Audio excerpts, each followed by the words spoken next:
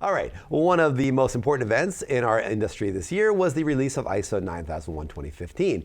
Any of you watching the show or reading Quality Digest Daily know that we've devoted a lot of space and airtime to dissecting the language of the standard and trying to figure out what the framers of ISO 9001 2015 intended and how auditors are going to interpret language revolving around things like the context of the organization, risk-based thinking, Annex SL, and a lot more. What we haven't really done as much is to really look, I think, at the new version of the standard from the most important perspective of all, that of the rank and file users within industry, many of whom might be intimidated by the rather technical language of ISO 9001 2015.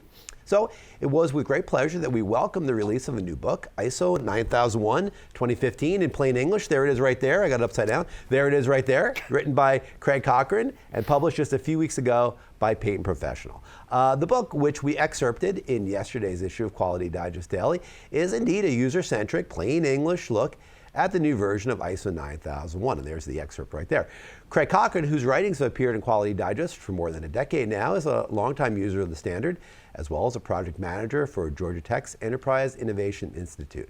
He's going to join us now via Skype to talk about the new book and the new standard. So, Craig, welcome to the show. Thanks so much, Mike. Great to see you and Dirk both. Thank you for joining us. Well, right at the beginning of your book, you tell kind of a funny story about your first encounter with a previous version of ISO 9001 earlier in your career. So would it be fair to say that it wasn't exactly love at first read? Well, really, I think the main thing was it just seemed like a very overwhelming task. Back in those days, which was the 1987 version of the standard, it was very heavy on documentation and records. Everything had to be documented in some kind of a procedure or instruction, and everything you did had to be supported by a record. So just from the sheer intimidation factor of documenting everything we did, that was the main thing. It was very clear, though, very obvious and transparent what needed to happen. Well, I mean, the standard, from my understanding, and not having implemented myself, from my understanding, it's never been particularly easy to approach for those looking at it for the first time. So what steps have the framers of ISO 9001 taken over the years to make it more accessible?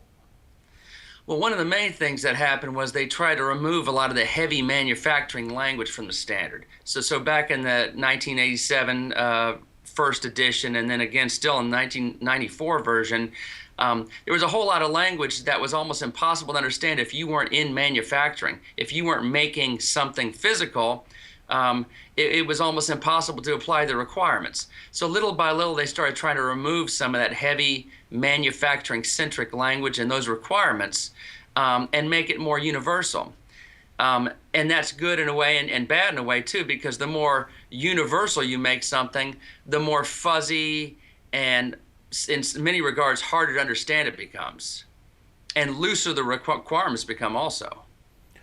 Well, as I mentioned in your intro, I think a lot of the attention so far has been placed on how auditors are going to audit to some of the new language in the standard, and it's still maybe open for debate a little bit. But the standard really is for users, right? Not auditors. I mean, by which I mean the users are the ones who have to implement the standard and make it work for their organization as they see fit, as the users see fit. Is that correct?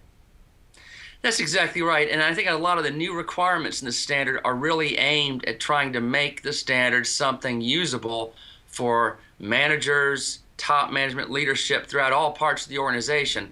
A lot of the new requirements around identifying the context of the organization, who are the interested parties, what are the true risks to our success, and what are we doing about them?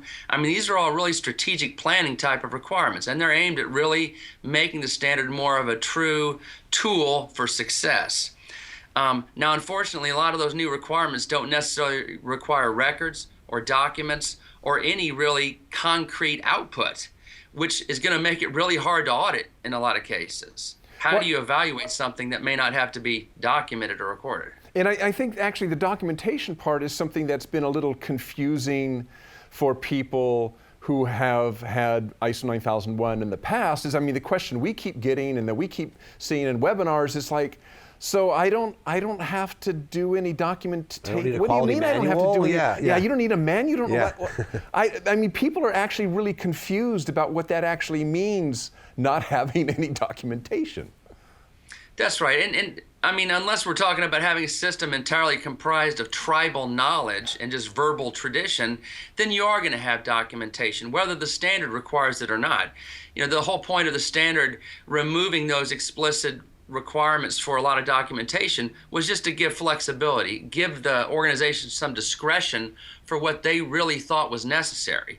It wasn't intended to be just don't have documentation, don't have records. It was intended just to give a lot of leeway to companies and organizations in terms of what they thought they needed. Unfortunately, people have a hard time with leeway. I think in many cases they'd prefer just to be told, hey, do this.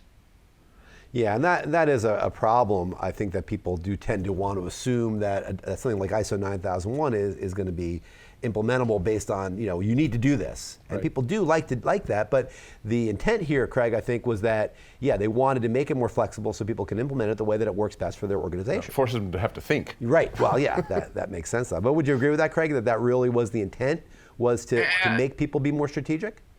Absolutely, more strategic, and really think about the process of implementing the standard. It's no longer just a project where you're following a checklist almost and checking items off. You've really got to think about those requirements and how do they apply to us, and how are we going to get value from them. And also, it's now a standard that absolutely insists on the direct hands-on involvement of top management and leadership.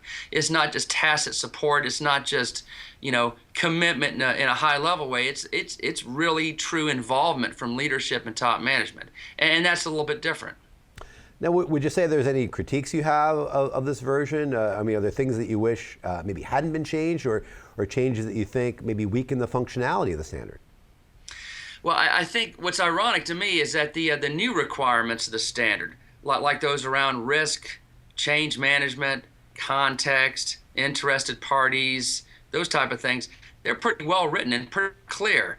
What I don't like so much is that the older sections, the established sections like calibration, training, corrective action, control of non-conforming products, things like that, those established disciplines, they took what was already fairly clear, understood requirements and kind of messed around with them, shuffled the language around, added some unnecessary complexity, and now those old sections are a lot more confusing than they used to be. So if they just left some of the old stuff alone and added the new stuff, that would have been better. I think the biggest confusion of all is the removal of the terms documents and records and the introduction of the terms maintain documented information and retain documented information. Basically code words for documents and records. No need for code words in a standard, right? Exactly. Well, Craig, thank you for joining us. Again, Craig's book, ISO 9001 2015 in plain English. It is all that, trust me. Available from Peyton Professional and online at Amazon as well. Craig, thank you so much for joining us today. We'll be talking to you, I'm sure, again in 2016. So have a great new year, and we'll talk to you soon. Thanks so much. It's a real pleasure and an honor to be here with y'all. Thank you, Craig. Thanks, Craig. Talk to you later.